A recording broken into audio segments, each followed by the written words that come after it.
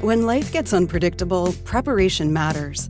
In medicine, it's all about staying alert, ready for whatever comes through the door. On the road, it's no different. That's why Volvo designs vehicles to help anticipate risk, reduce harm, and protect lives. The Volvo XC90's advanced safety systems inspire confident decisions wherever the road takes you.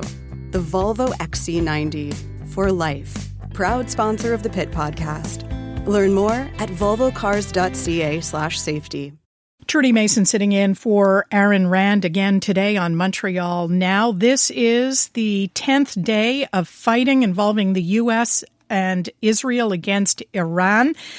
Here in Canada, MPs will be debating Canada's approach during a session in the House of Commons tonight. Prime Minister Mark Carney has indicated that he will not be participating in that debate. He did have a phone conversation with U.S. President Donald Trump yesterday, and afterward his office put out a statement basically saying what it had said before, that Canada has no plans to participate in the offensive undertaken by the U.S. and Israel. Meantime, we are getting indications out of Iran that a new supreme leader has been chosen. Here to tell us more about that individual and the prospects for regime change, successful regime change, former U.S. National Security Advisor John Bolton. Thanks for joining us on CJAD.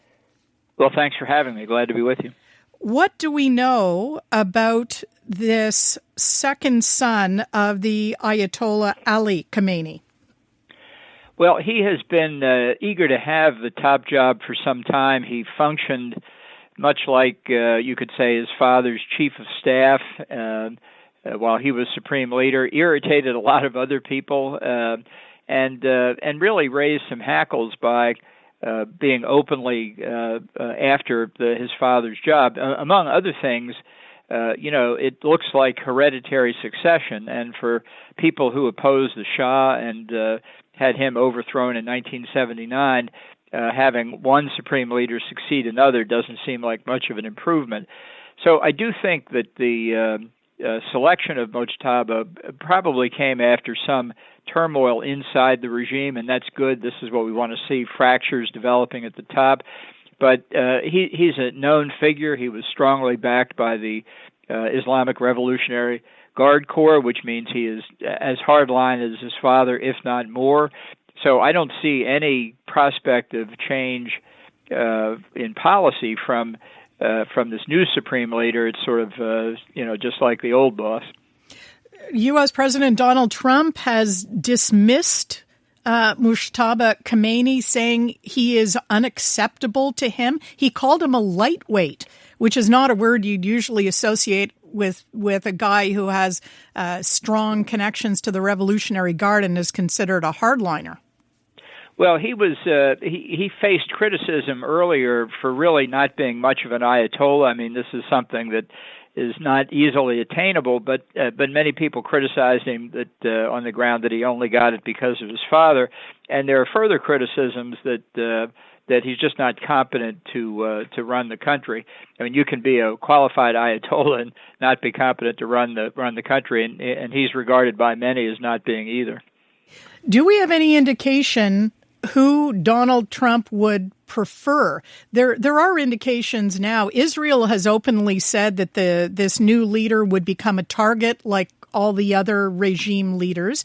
Donald Trump is saying that he doesn't approve of this individual. Who would be acceptable in the eyes of the U.S. and Israel? Well, I think it's a question of who would be acceptable in the eyes of Donald Trump. I don't think he has a clue. He has spoken within the past week of a Venezuelan model where Nicolas Maduro was removed, but the rest of the regime stayed in place. And he, in fact, said, "I'm looking for a Delcy Rodriguez." There are two answers to that. One is that Iran is not Venezuela, and the real need here is to remove this entire regime, the Ayatollahs and the Revolutionary Guard too. It's not an easy task, but there's no sign of anyone within that structure who really has any interest in compromising on the key issues of their nuclear weapons program and their support for terrorism. And the second point is Venezuela isn't Venezuela either. It's true Maduro is in a jail in New York, but the same regime is in place. And the idea that there's been a fundamental change in Venezuela is simply not the case. And if it's not the case in Venezuela, it would definitely not be the case in Iran. What are your thoughts about what is going to transpire here now? I think a lot of people in the West were, feeling it might be a bit pie in the sky to think about maybe the opponents of the regime transitioning successfully, maybe even a process that would restore democracy. Is this out of the question to your mind, or is it still achievable? Well, it's still achievable, but it doesn't mean it's going to happen all in one step. I think the most likely outcome is that you transition to a military government of some kind led by, for example, a general in the conventional military, not the Revolutionary Guard, but the regular military, and that the general or generals running that government could restore order, which would be necessary, and then allow the Iranian people some kind of mechanism to decide what kind of government after the Ayatollahs they want. It's not just a question of filling a few jobs. I think the opposition and almost all of Venezuela's people want to get rid of the entire Islamic Republic. They want something else, but you can't do that without a kind of constitutional gathering, and you can't have a constitutional gathering until there's some kind of stability. So hopefully Trump is working with the opposition, helping get them coordinated, help them identify and persuade generals in that regular military, maybe even a few in the Revolutionary Guard, maybe even an Ayatollah or two, that the ship is going down in Iran, and they don't want to go down with it. That's what needs to be done. I'm very worried Trump isn't doing that. Among other things he hasn't done, and should have been begun at least months and months ago, like explaining this case to the American people, explaining it to Congress, consulting with allies, but most important of all, working with the opposition. I want to ask you about the position that Canada has taken on this war, that Great Britain has taken on this war. Some of the other allies have been, not even lukewarm on this war. Is this registering at all, do you think, with the Trump administration, or is it just is it just something that they expected? Well, remember, Canada was for the war before it was against it, or at least I should say Carney was for the war before against it. And the prime ministers of Australia and New Zealand have come out in support of it. I don't know what Britain's position is at the minute. We'll have to see. But frankly, every NATO member should have been with us on this. And it is a case from the U.S. perspective of protecting our national security against a regime ruled by authoritarian religious fanatics seeking nuclear weapons who have conducted terrorist operations all over the world, including in the U.S. and Canada, including in Europe, and most particularly in the Middle East, where they have financed, armed, and trained Hamas, Hezbollah, the Houthis, and Shia militia in Iraq.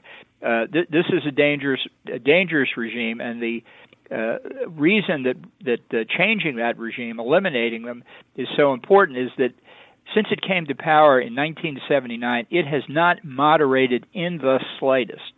And indeed, it's not just Motaji Khamenei who's considered an extremist. Most of the young Ayatollahs are considered to be more hardline than their elders. So things weren't getting any better, and it's a real question of whether we solve this problem or whether we just massage it for another couple of decades and hope we get lucky. John Bolton, thanks very much for your thoughts. Thank you. John Bolton, former U.S. National Security Advisor. Unmistakably Canadian. It's the music that raised you. The artists raising the bar. Hi, this is Brian Adams. Hey, my name's Brett Emmons. I'm from the Glorious Sons. Hi, I'm Nelly Furtado. Made in Canada. The station that champions Canadian music. Loud, proud, and all yours. No passports required. Just press play. Tap into Made in Canada now on iHeartRadio.ca or the free iHeartRadio app.